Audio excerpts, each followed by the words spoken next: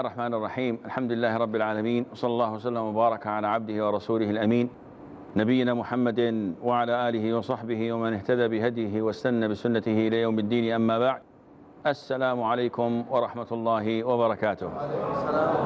I know that you have a lot of questions to be answered, and this is one of the easiest way of dodging questions is we're out of time, so and you forget about the question, but inshallah I'll try my best. After finishing hadith number 4, inshallah we will try our best to answer as many questions as possible. Hadith number 4, who will read this? Yes, brother.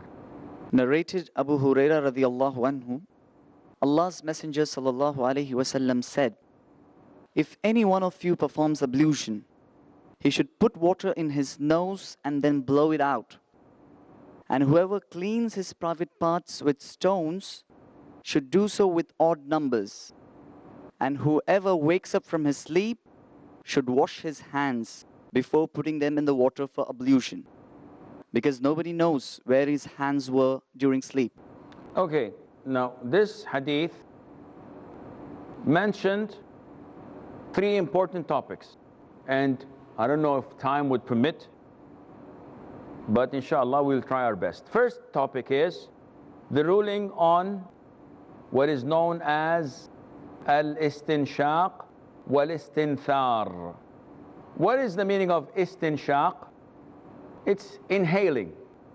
And the hadith clearly states that whoever performs wudu, he should not inhale, blow.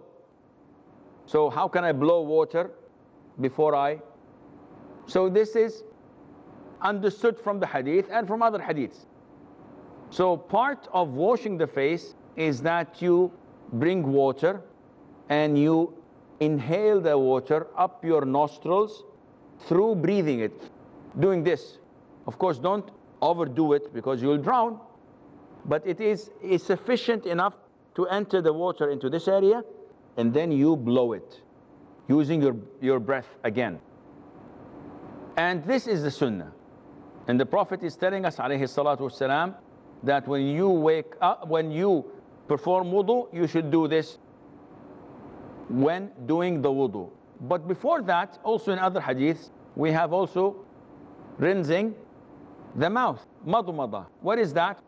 Getting water, putting it in your mouth, and turning it around your mouth to clean whatever there is, and then spitting it out. So we have this rinsing, and we have inhaling and blowing your nose, part of the sunnah. The majority of scholars say that they are sunnah, not mandatory. Madhab Imam Ahmad ibn Hanbal say that it is mandatory. Why? Because throughout the life of the Prophet ﷺ, never reported to us that he did not do it. On the contrary, in the hadith of Laqit ibn Sabrah, may Allah be pleased with him, the Prophet told him to exaggerate in rinsing your mouth and blowing your nose unless you are fasting. So he told him, exaggerate, baligh, do it a lot, which means that it is something that is mandatory. Now, the first part is the ruling on rinsing your mouth, inhaling the water and blowing it in wudu. Of course, we know part of the etiquettes that we do this when we wake up from sleep. We have to blow our nose 3 times when you wake up from sleep. And the Prophet told us, alayhi salatu wasalam, that the shaitan sleeps on your nostrils. So when you wake up, you inhale and blow the water 3 times so that you can remove all of these traces. The second part in the hadith, whoever cleans his private parts with stones should do so with odd numbers. Now people say, cleaning your private parts with stones, what is this? Are we living in a cave in Tora Bora? What are you talking about? Well, listen, this hadith was said when? How many centuries? 15 centuries ago. And where were the people in Europe or in the US or in the Far East? Did they have these luxuries what we have now? No. So this is how the people cleaned themselves. And to find a religion that tells you whenever you urinate or defecate, it is part of your worshipping Allah, that you cleanse yourself, you purify yourself, you clean yourself, I don't know of other religions. I know only about mine. But I can see by practice that people don't clean themselves. And if you work somewhere that is un-Islamic, in the laundry, it's a filthy job. But look at the underwears of people without being noticed, because then they will think that you're a pervert. But because this is your job, you go, we have to wash it. You will find filth. Not with the Muslims. Never. The Muslims' underwears are always as clean as it can be. Why? Because it's part of religion. I cannot pray with traces of urine or traces of feces in my clothes. So Islam tells us that it is part of your religion to clean yourself. It is part of your religion to always be in top form. And part of that is when you answer the call of nature, you purify yourself. And purifying yourself has two ways. Either by using hard substances such as stones, tissue, toilet papers, anything that is hard, or by washing it. And this is the top way of cleaning yourself, by using water. Now, it was reported in Sahih al-Imam Muslim that the Jews were making fun of Salman al-Farisi. May Allah be pleased with him. And they said, your prophet taught you everything, even how to defecate, even how to answer the call of nature. Where is this? They're making fun. They're saying that your prophet, even this, Salman did not even pay attention to them. He's teaching them our religion. He said, yes, the Prophet ﷺ forbade us from facing or giving our back to the Qibla, to the Kaaba, when answering the call of nature. And he told us not to touch our private parts with our right hand. And he forbade us from cleaning ourselves with our right hands, or to clean ourselves in less than 3 stones. And whenever we want to stop, we should make that on odd numbers. Islam is a religion that controls everything in your life. It tells you everything you need to know. So in this hadith, the Prophet ﷺ is telling us that when you use istijmar, which is hard substances, you should use it on what? On witr. What is the meaning of witr? Odd numbers. And what is the meaning of even numbers? Shafa' wa shaf'i wal watr. Witr is 1, 3, 5, 7, 9, 11, etc. And Allah is witr, one who has no second. And that is why the Prophet said, alayhi salatu wasalam, O people of the Quran, pray witr, because Allah is witr and He loves witr. So the Prophet is saying the Arabic word, وَمَنِ اسْتَجْمَرَ فَلْيُوتِرْ. Whoever uses hard substances, toilet paper, stones, etc., then he should use it in odd numbers. So if you clean yourself by 4 stones, use a 5th. If you clean yourself in 6 wipes using toilet papers, use the 7th. So you have to have it on that. Is it a must or not? It's recommended. It is not a must, it's recommended. What about water? If I wash myself, do I use also odd numbers? Scholars say no.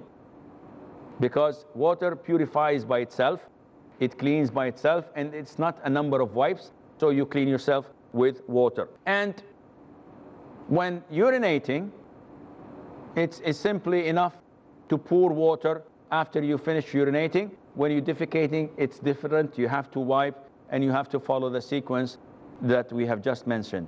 And the last and third issue is that the Prophet tells us, whenever you wake up, you have to wash your hands before putting them into the bucket or the utensils. Now one would say, what is this? What is this?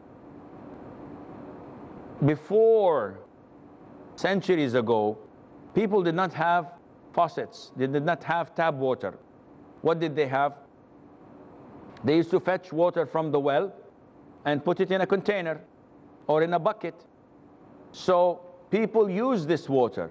The Prophet is telling us, when you wake up, do not insert your hands into the bucket. But before you do that, wash your hands from the bucket itself, not inside. And then once your hands are washed, you can do that and take from the bucket as much as you want. Why? The Prophet said, alayhi salatu wasalam, because you do not know where your hands spend the night. What? I know. Hands were there next to me. What do you mean? He said, no. You, while being asleep, you do not know where your hands go. You might touch your private parts, you might touch something that is impure, and this would not be wise, pollute the water when inserting your hands. So is this the reason only? Yes, and there might be another reason, that you don't know what the shaitan did with your hands. We know that he sleeps on the people's nostrils. What does he do with their hands? We do not know. And that is why scholars say, what about if a person goes to bed and before he sleeps, he puts a glove and he ties the glove and he goes to sleep, and he wakes up, he takes off the glove. Does he have to wash his hands, or can he put his hands in? The scholars say the ruling stays as it is. The Prophet told you to wash your hands, you have to wash your hands. So this is approximately what we need to know. The most important thing is the issue of inhaling water and cleansing your nose by blowing it. We have a break. Stay tuned, inshallah. We'll be right back.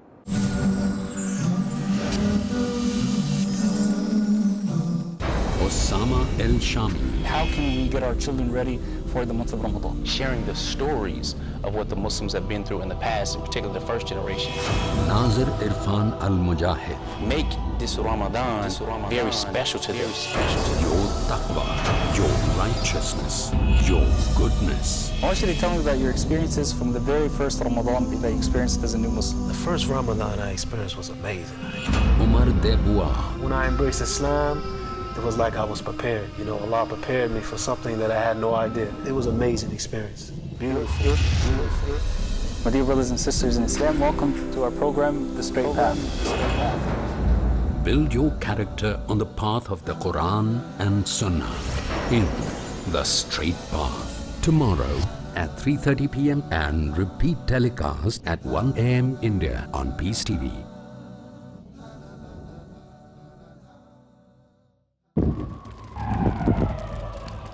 Dialogue. Discussion. Debate. Rebuttal. Conclusion. Eliminate misconceptions about religion. Get enlightened. Witness Dr. Zakir Naik in a battle of words in Crossfire. Tomorrow at 8:30 p.m. and repeat telecast at 10 a.m. India on Peace TV.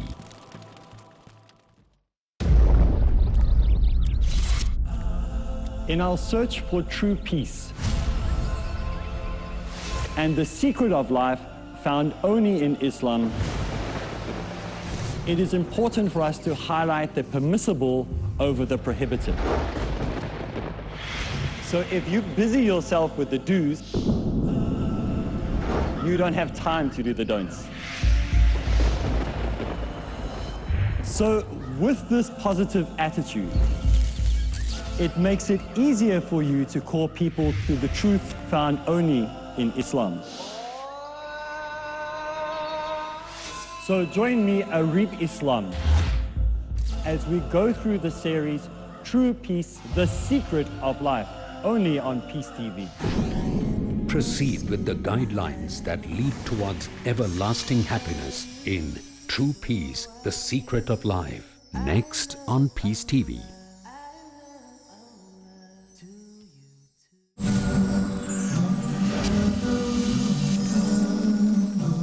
Assalamu alaikum and welcome back. So, questions? Yes, we'll take one from here, one from there. Yes, brother. Sheikh, it's related to the first hadith of intention. I just wanted to clarify with you, what is the ruling on combining intentions in ibadah? Because we have heard many of the scholars say that fard and mustahab cannot be combined. So I just wanted to know the general principle of combining intentions in ibadah.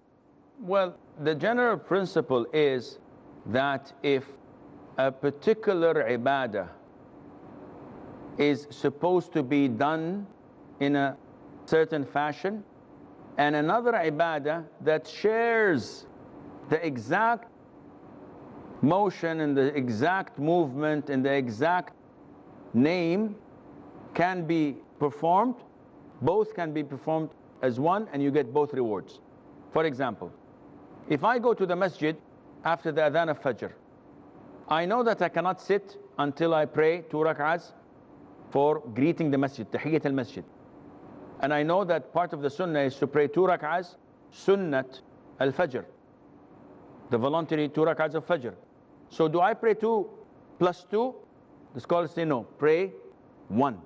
With the intention of sunnat al-fajr, the tahiyyat al-masjid is gone. How about if I have something to pray for Allah, for example, istikhara.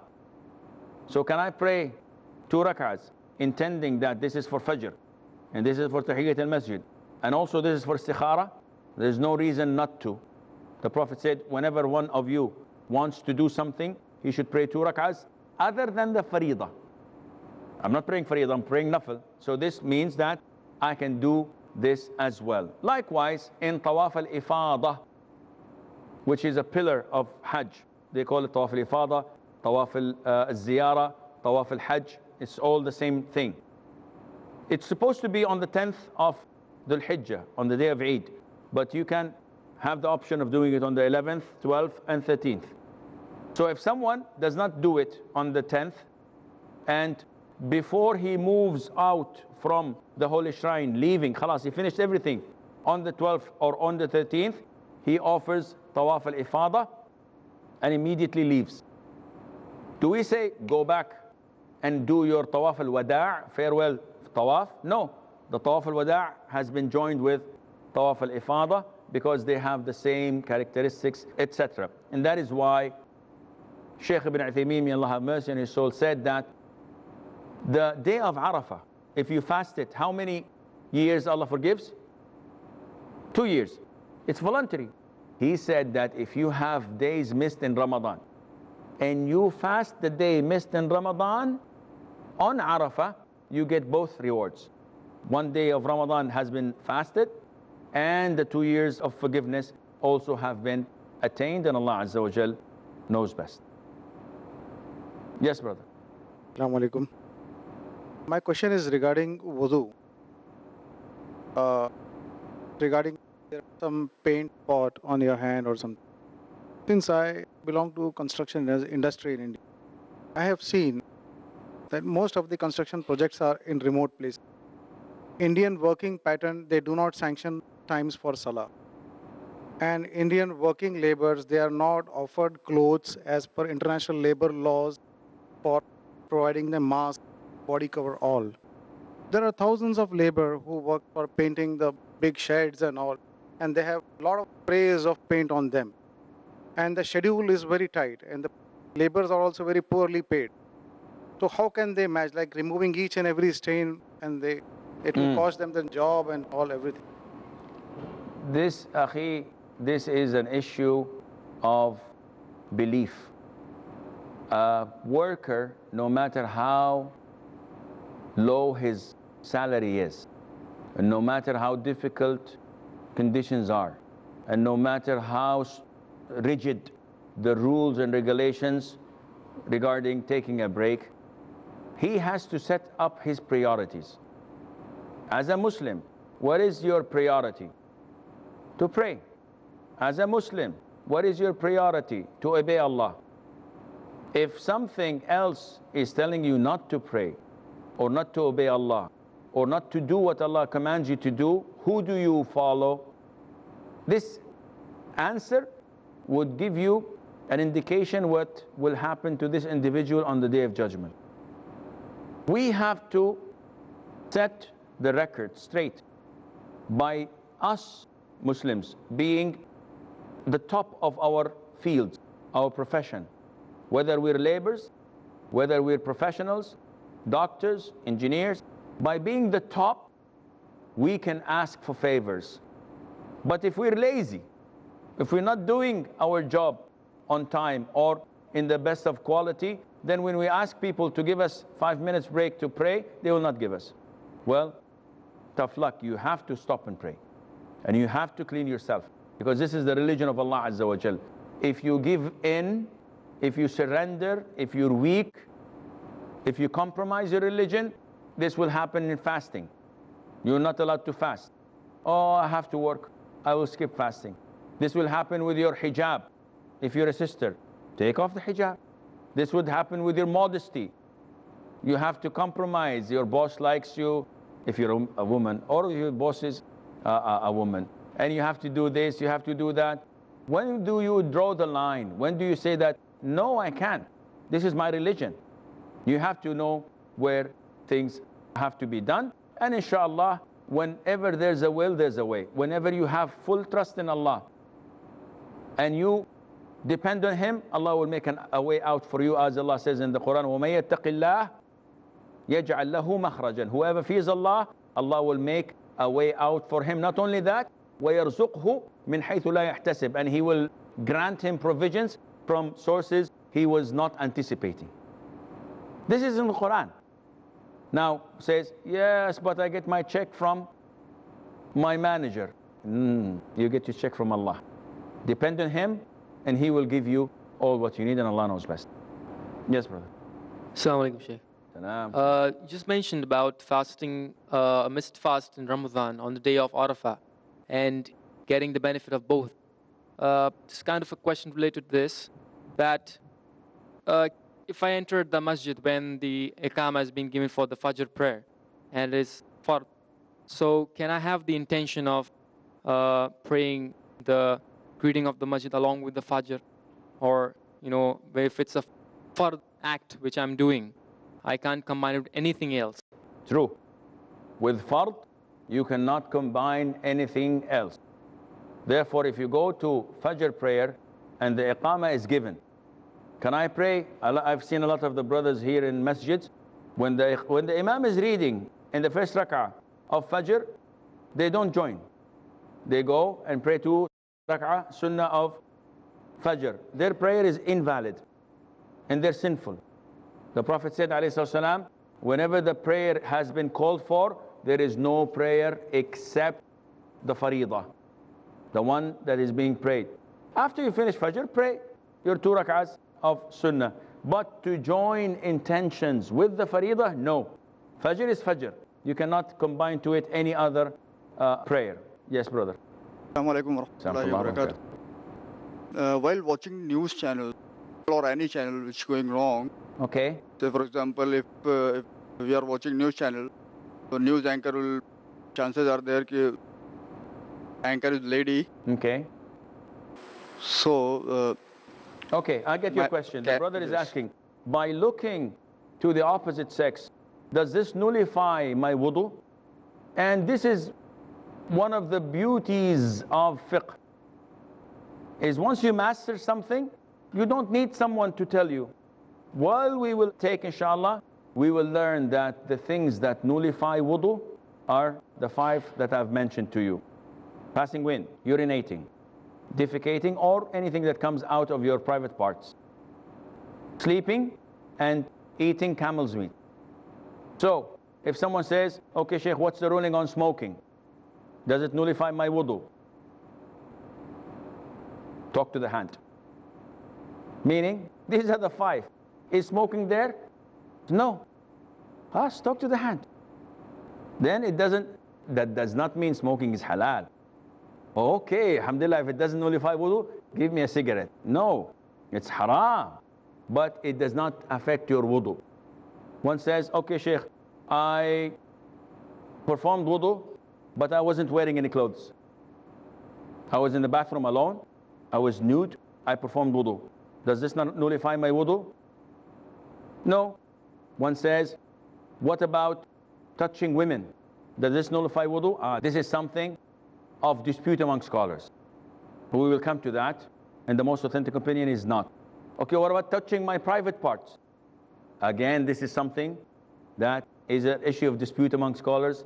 We will come to that. So, by knowing these things, anything else that comes in, you can easily answer yourself. And to answer your question, yes, looking and watching or seeing something of the opposite sex is not permissible unless under the guidelines and exceptions that we have in our religion. But watching a film or watching a TV series, and this is not permissible. However, it does not affect your wudu. Unless you see something so exciting that something comes out of your body, you discharge something, this in case falls under the 5 categories, and then you have to offer wudu. I'm afraid that this is all the time we have. Until we meet next time, fi amanillah, wassalamu alaikum wa rahmatullahi wa barakatuh.